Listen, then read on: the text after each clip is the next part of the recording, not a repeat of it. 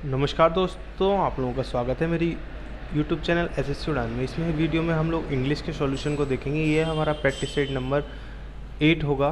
ठीक है, चलिए तो देख लेते हैं प्रैक्टिस सेट नंबर 8। यहाँ पे देख रहे होंगे आप, इंग्लिश का पोर्शन है। यहाँ पे इंग्लिश पोर्शन को हम लोग डिस्कस करने वाले हैं। तो पहले डायरेक्शंस दे रखी है हमें 2 क्वेश्चंस के लिए। पहले और दूसरे क्वेश्चन के लिए हमको यहाँ पे एक ब्लैंक दे रखा है। यहाँ पे एप्रोप्रिएट वर्ड को हमको फिल करना होगा। तो देख लेते हैं पहला क्वेश्चन का वर्ड क्या दे रखा है, क्या सेंटेंस दे रखा है। Solar panels are used to satellites. जो सोलर पैनल हैं वो किसके लिए यूज्ड किए जाते हैं? एक पावर सैटेलाइट के लिए यूज़ किए जाते हैं। तो ऑप्शन नंबर बी क्या होगा हमारा? करेक्ट ऑप्शन हो जाएगा। ठीक है, नेक्स्ट आगे बढ़ते हैं हम लोग क्वेश्चन नंबर 2 की तरफ। क्वेश्चन नंबर 2 में क्या कह रहा है? His words were for the occasion. जो उसके शब्द थे वो कैसे थे? एक उस समय के लिए, उस ओकेजन के लिए, उस अवसर के लिए एकदम सटीक थे। तो यहाँ पे क्या होगा? एकदम सटीक के लिए एप्रोप्रिएट थे। तो ऑप्शन नंबर सी में यहाँ पे आपको एप्रोप्रिएट वर्ड दे रखा है। एप्रोप्रिएट क्या होता है? एकदम सटीक होना। नेक्स्ट आगे बढ़ते हैं हम लोग। डायरेक्शंस दे रखी हैं क्वेश्चन नंबर 3 से 4 के लिए। हमें यहाँ पे एक सेंटेंस दे रखा है, हमें बताना है किस पार्ट में एरर है। ठीक है, देख लेते हैं। Rakesh founds the newspaper very dull. जो राकेश ने क्या देखा? न्यूज़पेपर को देखा, बहुत डल देखा। यहाँ पे आपको दिख रहा है फाउंड्स। ठीक है, अब यहाँ पे आप लोगों को कुछ चीज़ जाननी होगी। फाइंड, एक तो होता है फाइंड, एक होता है फाइंड और एक होता है हमारा फाउंड। ठीक है, 2 चीज़ें होती है। फाइंड की आप अगर सेकंड फॉर्म देखेंगे तो वो क्या होती है? फाउंडेड और फाउंड। ठीक है, और अगर हम फाउंड की बात करेंगे तो फाउंड की क्या होगी? फाउंडेड और फाउंडेड। ठीक है, दोनों में ईडी लगेगा, ये आप सभी जानते हैं। अब यहाँ पे फाइंड का मतलब होता है किसी चीज़ को खोजना या फिर ढूंढना, और फाउंड का मतलब होता है कोई स्थापना करना। तो यहाँ पे न्यूज़पेपर की स्थापना तो नहीं की जा रही है, क्या किया जा रहा है? खोजा जा रहा है। मतलब राकेश ने क्या मिल गया? न्यूज़पेपर खोज लिया। ठीक है, तो यहाँ पे क्या आएगा? फाइंड वाला आना है। ठीक है, तो ऑप्शन नंबर फाइंड वाला फाउंड आना है। ठीक है, तो फाइंड्स यहाँ पे कैसा टेंस दे रखा है? प्रेजेंट टेंस है। तो यहाँ पे क्या आएगा? Finds the newspaper very dull. तो ऑप्शन नंबर सी में, ए में एरर जाएगा। क्या होगा यहाँ पे? फाइंड्स होगा। नेक्स्ट है हमारा question number 4। The door should be keep closed. अब यहाँ पे आप लोग देख रहे होंगे ये सेंटेंस कैसा है? पैसेज बॉयज़ में है। पैसेज बॉयज़ में है, यहाँ पे आप लोगों को देखा होगा वी लगा हुआ है, वी लगा हुआ है, और आपको ये भी पता होगा कि वी के साथ कौन सा फॉर्म आता है? थर्ड फॉर्म आता है। तो यहाँ पे कीप की जगह क्या हो जाएगा हमारा? कैप्ट हो जाएगा। तो ऑप्शन नंबर सी में हमारा क्या होगा? गड़बड़ है। कीप की जगह हमें क्या करना होगा? कैप्ट करना होगा। नेक्स्ट आगे बढ़ते हैं हम लोग। क्वेश्चन नंबर 5 से लेके 6 तक बेस्ट अपोजिट बताने हैं हमको। यहाँ पे क्या बताना है? इनके विपरीत बताने हैं, अपोजिट बताने हैं। तो आपको पता होना चाहिए डिटेस्ट का मतलब क्या होता है? डिटेस्ट का मतलब होता है घृणा करना। ठीक है, तो घृणा करना हमारा। तो एडोर क्या होता है? प्रेम करना। तो ऑप्शन नंबर सी क्या होगा हमारा? यहाँ पे करेक्ट ऑप्शन हो जाएगा। इंज्योर अलग है। असिस्टेंट क्या होता है? सहायक। विदहोल्ड मतलब किसी को होल्ड कर कर रखना। नेक्स्ट है हमारा क्वेश्चन नंबर 6। रिपेल। रिपेल मतलब होता है 2 चीज़ों को अलग अलग, जैसे 2 चुपकी चीज़ें हैं उनको क्या करना? अलग अलग करना। तो अट्रैक्ट मतलब 2 चीज़ों को पास में लाना। ड्रैग मतलब छोड़ना। क्वैक्स क्या होता है? ये तो मैं आपको पहले भी बता चुका हूँ, किसी चीज़ को फुसलाना। जैसे कोई व्यक्ति है, उसको फुसला कर कहीं पे ले जा रहे हैं तो हम क्या कर रहे हैं? क्वैक्स। ठीक है, एनॉय मतलब घमंडी। नेक्स्ट आगे बढ़ते हैं हम लोग। डायरेक्शन दे रखी हैं क्वेश्चन नंबर 7 से 6 के लिए। Choose the correct alternative. यहाँ पे आपको एक सेंटेंस दे रखा है, इसमें जो अंडरलाइन वाला शब्द है वो उसमें बताना है आपको। अगर एरर है तो इनमें से चूज़ करना है, अगर नहीं है तो आपको नो इम्प्रूवमेंट पे मार्क करना है। तो यहाँ पे आप लोगों को सेंटेंस दे रखा है, hours is a family, joint family. तो फैमिली जब संबंधित होती है किसी चीज़ से, जॉइंट होती है, तो उसके लिए हम लोग किस वर्ड का यूज़ करते हैं? जॉइंट का यूज़ करते हैं। ठीक है, ना कि जॉइंट का। तो ऑप्शन नंबर ए में हमारा जॉइंट दे रखा है, यही क्या होगा? सही ऑप्शन होगा। नेक्स्ट आगे बढ़ते हैं हम लोग क्वेश्चन नंबर 8 की तरफ। क्वेश्चन नंबर 8 में दे रखा है we quick otherwise you would miss the train. यहाँ पे क्या कह रहा है, सेंटेंस की हिंदी क्या निकल रही है कि हमें तेज़ हो जाना चाहिए नहीं तो हमारी ट्रेन निकल जाएगी।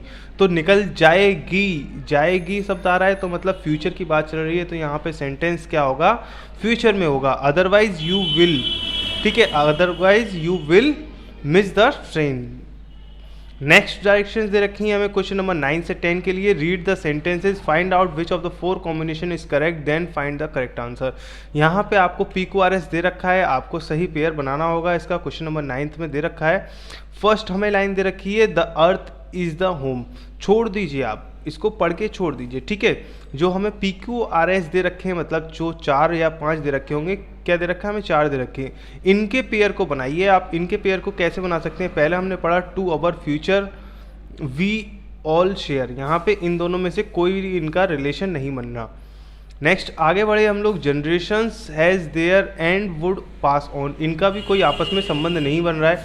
अब इनका संबंध आपस में बन रहा क्या है, to our future generation, future generation की बात हो रही है। तो यहाँ पे आप लोगों को क्या मिला, P और R एक साथ कॉम्बिनेशन में मिल गया। फ्यूचर यहाँ से मिल गया और जनरेशन यहाँ से मिल गया। ये आपस में कैसे दिख रहे हैं, संबंधित दिख रहे हैं, फ्यूचर जनरेशन के बारे में बात हो रही है। तो P और R आपको यहाँ से मिल गया, ठीक है। अब यहाँ पे देखिए, इसके बाद R के बाद एंड तो आना नहीं है, मतलब देयर लगा हुआ है, देयर के साथ साथ में एंड तो आना नहीं है, तो ये तो हो ही नहीं सकता।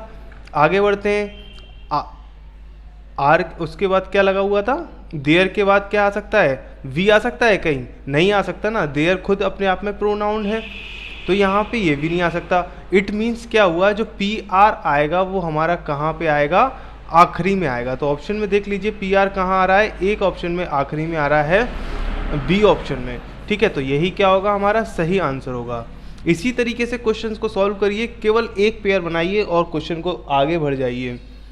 नेक्स्ट आगे देख लेते हैं, क्वेश्चन नंबर 10 में क्या कह रहा है, it was a Friday morning, वो क्या थी, शुक्रवार की सुबह थी। And the lieutenant scanned the horizon, जो लेफ्टिनेंट थे वो क्या करा उन्होंने, स्कैन्ड द हॉरिजन, उसको हॉरिजन जगह थी वहाँ पे उसको देखा। Just as the desert haze with the binoculars, अपने दूरबीन से, was clearing and focused on many enemies on tank, ठीक है। उन्होंने टैंक के अंदर एनिमीज को देखा। अब यहाँ पे इसको अरेंज करना है,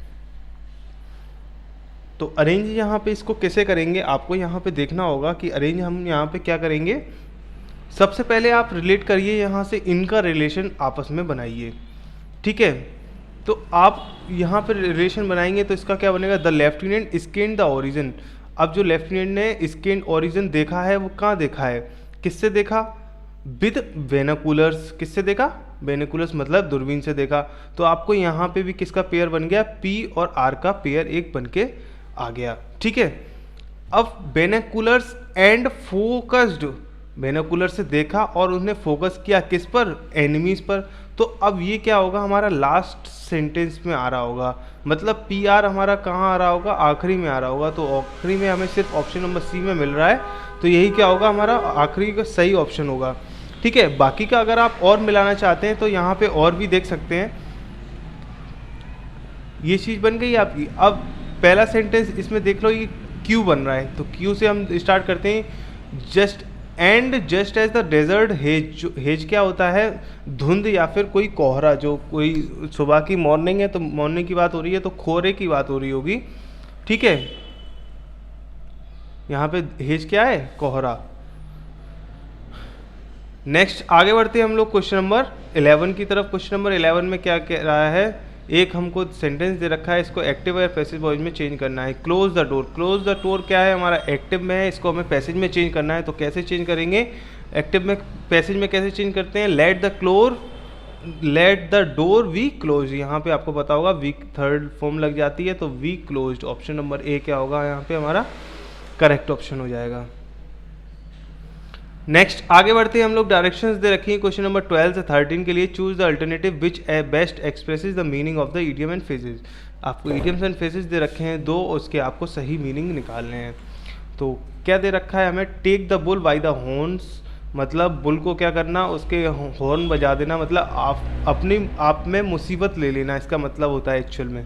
तो ऑप्शन नंबर D में दे रखा है, टू फेस अ डिफ़िकल्ट कोरेजियसली, जो हमें परेशानियां मिलेंगी करेजियसली, बहुत ज़्यादा, ठीक है।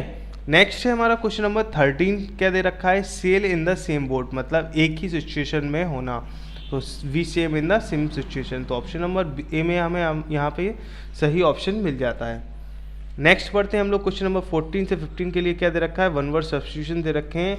14 क्वेश्चन नंबर में ले रखा है a legal agreement that allows someone to use a building or a land for a period, मतलब एक लीगल एग्रीमेंट, वो लीगल एग्रीमेंट क्या होता है जो एक जगह या फिर बिल्डिंग के लिए कुछ पीरियड ऑफ समय के लिए दे दी जाती है, ठीक है, यूजुअली ऑन रेंट, तो उसको हम लोग क्या बोलते हैं, लीज पर बोलते हैं। तो देख लेते हैं ऑप्शन में हमारा क्या लिखा है, ऑप्शन नंबर सी में क्या दे रखा है, लीज दे रखा है। ठीक, आगे बढ़ते हैं हम लोग। एश्योरेंस क्या होता है, एश्योरेंस होता है किसी को आश्वासन देना, ठीक है, बाकी तो सब आपको मालूम ही होंगे।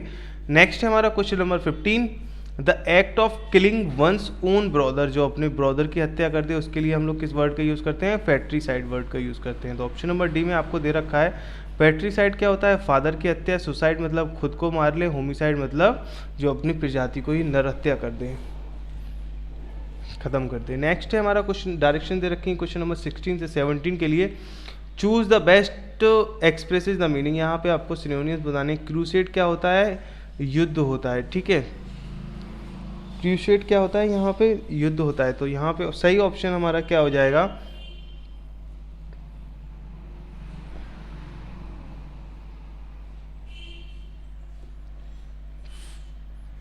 कंपेन क्या होती है, किसी के साथ में रहना। फ्लैटन क्या होता है, फ्लैटन होता है हमारा चपटा करना, मतलब किसी को दबाना, छोटा करना।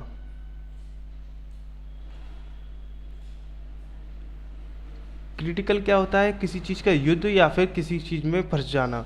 तो ऑप्शन नंबर सी क्या होगा, इसका बेस्ट सिनोनिम्स होगा। एंग्री क्या होगा, गुस्सा। नेक्स्ट है हमारा क्वेश्चन नंबर 17, लवजी। लवजी क्या होता है, लवजी होता है हमारा बहुत ज़्यादा बैड, वेरी बैड, कोई चीज़ बहुत ज़्यादा खराब होना या फिर भयानक होना। इसका सही सिनोनिम्स क्या जाएगा, ऑफुल, मतलब बहुत ज़्यादा अकवर्ड होना, बहुत ज़्यादा बेकार होना, भद्दा दिखना। ऑसम मतलब अच्छा। ऑरा क्या होता है, ऑरा होता है हमारा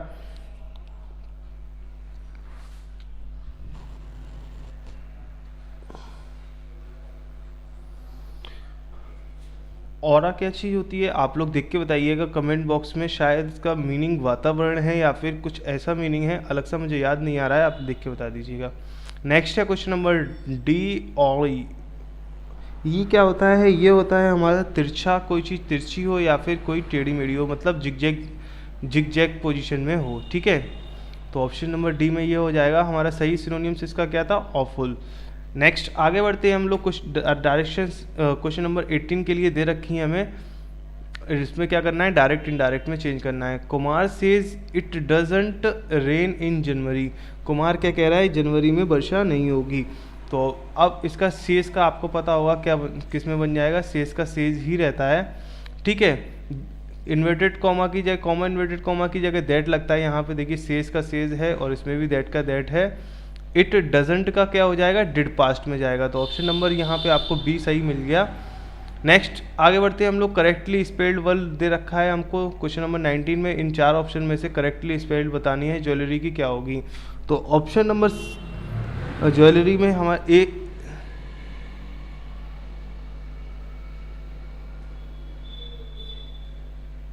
ज्वेलरी की हमारी स्पेलिंग क्या होगी, ऑप्शन नंबर सी की हमारी बिल्कुल सही स्पेलिंग होगी।